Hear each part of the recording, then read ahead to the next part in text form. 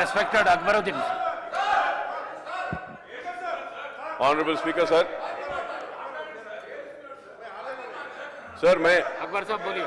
नहीं सर, मैं आपसे पूछना चाह रहा हूं सर, मैं एक क्लैरिफिकेशन लेना चाह रहा हूं, तो आप मुझे नो सर एक मिनट आप सुनिए मेरी बात को, एक मिनट मैं आपको दे रहा हूं, एक मिनट ऑनरेबल स्पीकर सर मैं एक मिनट ऑनरेबल स्पीकर सर, मैं आपसे इजाजत इसलिए लिया कि मैं एक क्लैरिफिकेशन गवर्नमेंट से लेना चाह रहा हूं. It is not for my speech. If everybody agrees, I just want to have one clarification, sir. And then later on, after completion of the BJP legislature's speech, I will continue my speech, sir. So my only one clarification is that, sir. Sir, I heard the BRS party, which has ruled for 10 years, speech, sir. I am all 9 years. And also, sir, I have heard the speech of BJP's legislature and leaders over here, sir. But unfortunately, sir, and I am also hearing the clarification and replies being given by the treasury benches, Honorable CM Saab, Uttam Kumar Reddy Saab, everybody. Sir, now, my only one clarification is that, sir, we are having a debate on a statement. I was expecting that they will table the report and we'll have a discussion on the report. You are talking about saying that the survey conducted by BRS was not tabled. Yes, they did a mistake. You spoke on length on that. So why are you running away from tabling that report in this house? Table the report, let us study that and have a debate and we can give us suggestions on that. What is this, sir? We are only having a discussion. We are having a discussion on a statement.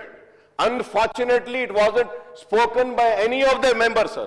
I hope that all the members sitting here, cutting across the political parties, whether it is BJP or BRS, will support my demand, and I demand that the report to be tabled in the House. Give us a time, we'll read and we'll come up with a suggestion and say that whether your survey is right, wrong, good, bad, whatever it is, table the report. Why are you running away from tabling the report?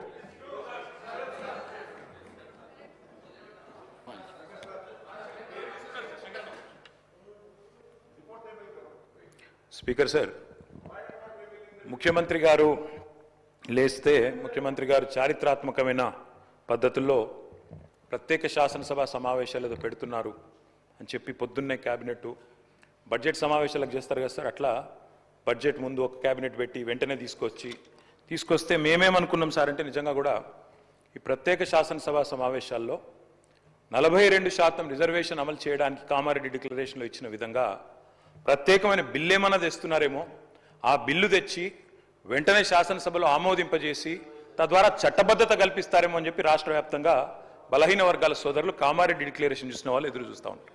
కానీ ముఖ్యమంత్రి గారు ఏం చేస్తున్నారు sir, ఇక్కడ లేచి ఓ 4 పేర్లు చదివి, అధ్యక్ష మీ ప్రభుత్వం మీద ప్రజలకు నమ్మకం లేదు.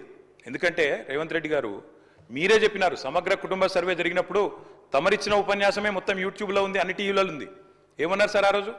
ఆ ముఖ్యమంత్రి చెప్తాడు, సరే ఎవరు పడితే వాళ్ళు వచ్చి మీ ఇంటికి వచ్చి వివరాలు అడిగితే ఇచ్చేస్తారా, అవలగాలు దివానాగాలు ఇచ్చేస్తారా అని మాట్లాడింది రేవంత్ రెడ్డి గారు, మేం కాదు. మీరు చెప్పిన మాటలనే ఎన్యూమరేటర్లకు చూపెట్టి చెప్పినారు, మేము ఇయ్యము మీకు వివరాలు, 57 రకాల వివరాలు అడుగుతున్నారు, ఎట్లిస్తాము మీరే అన్నారు ఆనాడు. ఎవరు పడితే వాళ్ళకి ఇచ్చేస్తామా వివరాలు అని మాట్లాడింది, అదే చూపెట్టి అడిగింది. అధ్యక్ష, వాస్తవం ఏంటంటే అధ్యక్ష, సమగ్ర కుటుంబ సర్వే 2014లో జరిగింది. శాంతికుమారి గారు ఉన్నారు, రామకృష్ణారావు గారు ఉన్నారు, సందీప్ కుమార్ సుల్తానియా గారు ఉన్నారు. అప్పుడు ఇదే అధికారుల అధ్యక్ష, అప్పుడెవరు వేరే లేరు. సమగ్ర కుటుంబ survey, I'm saying this on record, I worked as a minister for 9.5 years. Yes, చేసింది మొత్తం ప్రభుత్వ అధికారులే, చేపించింది ప్రభుత్వమే. Yes, it is an official document. అందులో ఖచ్చితంగా మేము ఓపెన్ గా వెబ్సైట్ లోనే పెట్టినాం, అసెంబ్లీలో కాదు, చాటుమాటుకు కాదు, పారదర్శకంగా వెబ్సైట్ పెట్టాం. ఆ వెబ్సైట్ లోంచే పాయల్ శంకర్ గారు తీసుకున్నారు. ఏముంది అధ్యక్ష సమగ్ర, ఒక మాట, మీ చేతిలో కూడా అదే ఉంది. ఏముంది అధ్యక్ష అందులో డేటా? తేడా ఏంటంటే కేసీఆర్ గారి ప్రభుత్వానికి కాంగ్రెస్ ప్రభుత్వానికి అధ్యక్ష, సమగ్ర కుటుంబ సర్వేలో పాల్గొన్న కుటుంబాల సంఖ్య 1,03,00,000 కుటుంబాల అధ్యక్ష, 1,03,95,000. మొత్తం పాల్గొన్న ప్రజలు 3,68,00,000.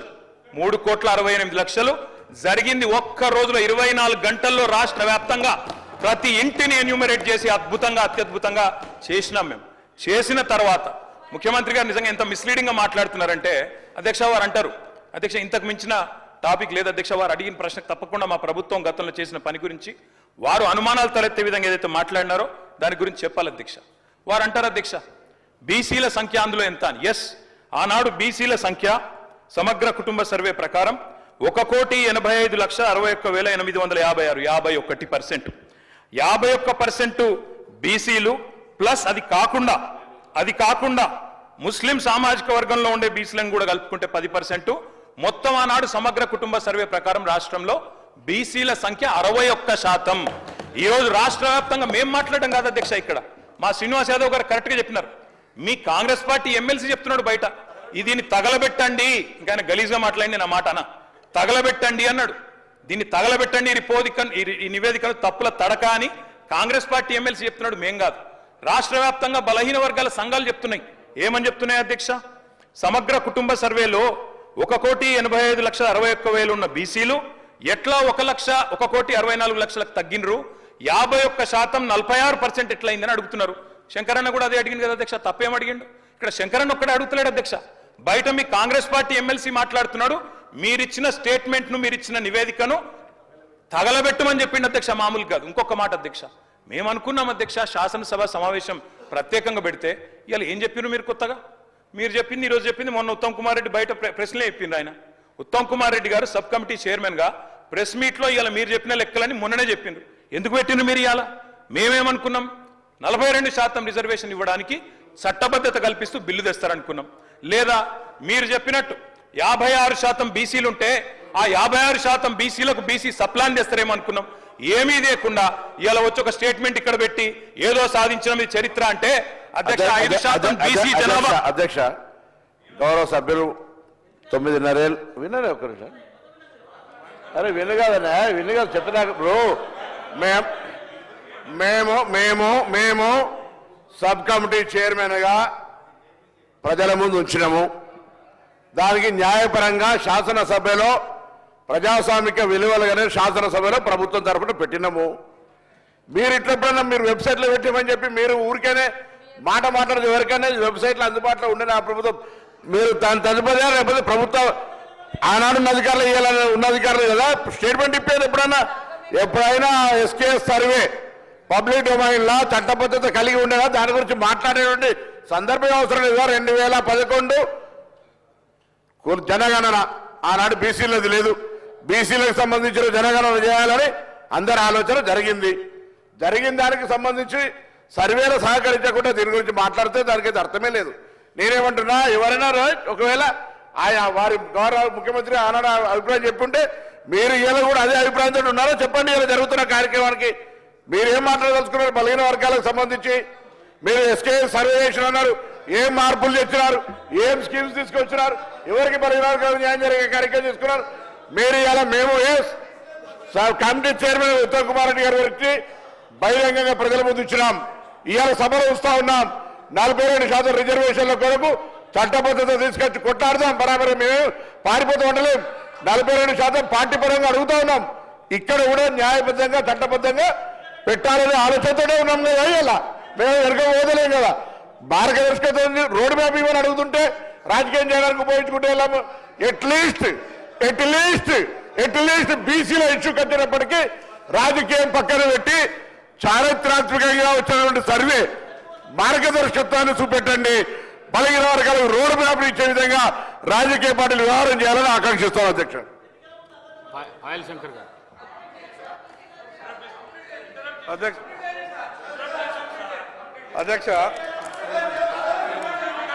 అధ్యక్ష నేను చెప్పినటువంటి అధ్యక్ష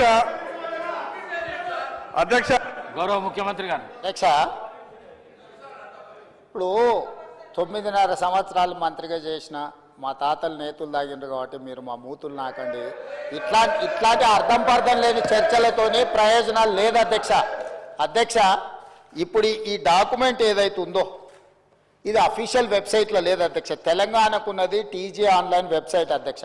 ఇందులో ఎస్కేఎస్ రిపోర్ట్ లేదు. ఎస్కేఎస్కు ఎన్ఐసి ఐటీ పార్ట్నర్ అధ్యక్ష. ఎన్ఐసి వెబ్సైట్లో కూడా ఈ డేటా డాక్యుమెంట్ లేదు. ఈ డాక్యుమెంట్ ఎక్కడుంది అధ్యక్ష? ఎంసీఆర్ హెచ్ఆర్డి వెబ్సైట్లో ఉంది. మరి చెన్నారెడ్డి హ్యూమన్ రిసోర్స్ దాంట్లో ఇందులో ఉంది. ఈ వివరాలు ఎవరు తయారు చేసిండ్రు, ఎవరు అందులో పెట్టిండ్రు, ఎవరు ఓనర్షిప్ క్లెయిమ్ చేయలేదు అధ్యక్ష. Point number 1. పాయింట్ నెంబర్ 2 అధ్యక్ష, ఈరోజు అధ్యక్ష ఆ రోజు 12 గంటలలో మేము చేసినాం అన్నారు కదా, ఆ రోజు ఎవరెవరిని ఎంగేజ్ చేసిండ్రో అడుగు అధ్యక్ష.